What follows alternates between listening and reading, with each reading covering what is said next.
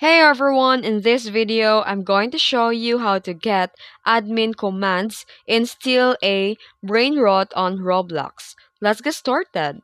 First, open the game and launch the Steal A Brainrot game. And once you're fully loaded into the game, look at the left side of your screen and click the shop icon. And inside the shop menu, click on the game passes, which is the second option.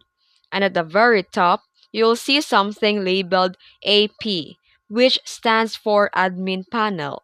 This is what gives you access to admin commands in the game.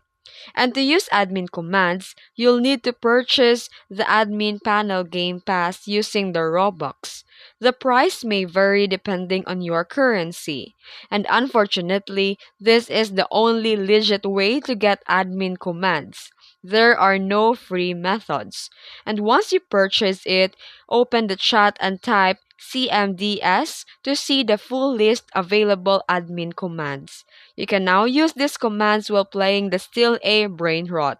And that's it. If you found this video helpful, don't forget to like and subscribe for more tutorials. Thanks for watching.